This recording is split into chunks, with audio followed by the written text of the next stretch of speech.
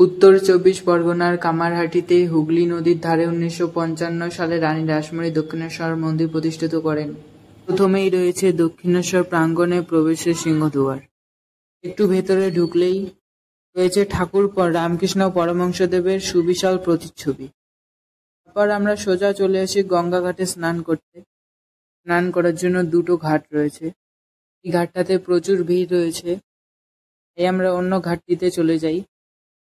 পেছন দিকে যে ব্রিজটা দেখা যাচ্ছে সেই ব্রিজটার নাম বালি। অনেকেই বাংলায় এই ব্রিজটিকে বিবেকানন্দ সেতু বলে চিনে থাকেন।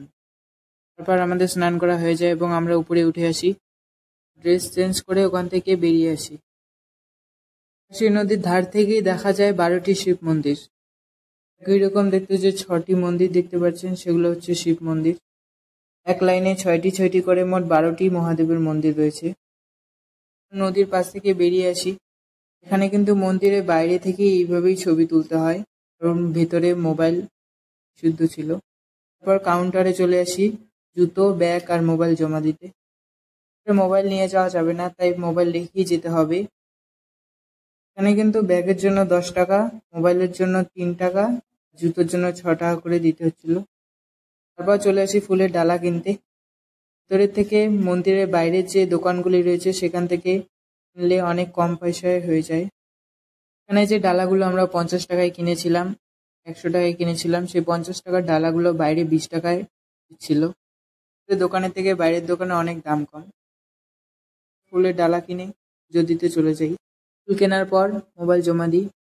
এখন যে ভিডিওগুলো দেখা যাচ্ছে সেগুলো পুজো দিয়ে আসার পর করেছিলাম।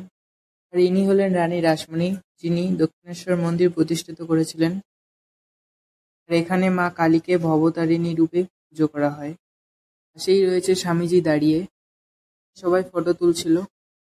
মোবাইল কিন্তু ভিতরে নিয়ে যাওয়ার কোনো উপায় নেই, কারণ চাকরি পরীক্ষায় যেভাবে চেকিং করা হয় এখানে সেম সেভাবেই চেকিং করে ভিতরে ঢোকানো হয়। পুকুর পাড়ে চলে আসি ফটো তুলতে। এখান থেকে ভিউটা ভালো আসে আর সবাই এখান থেকেই ফটো তোলে। মন্দির কিন্তু সবসময় খোলা থাকে না। সকাল 6টা থেকে দুপুর 12টা পর্যন্ত, বিকেল 3:30 থেকে 7:30 পর্যন্ত মন্দির খোলা থাকে। সবাই সকালের দিকে আসার চেষ্টা করবেন, তার কারণ সকালের দিকটা ফাঁকা থাকে। ভিডিওটা এখানেই শেষ করলাম। যদি ভালো লেগে থাকে অবশ্যই লাইক, কমেন্ট, শেয়ার এবং সাবস্ক্রাইব করে দেবেন। অতি শীঘ্রই দেখাবে অন্য একটি ব্লগে। টাটা, বাই বাই, ভালো থাকবেন।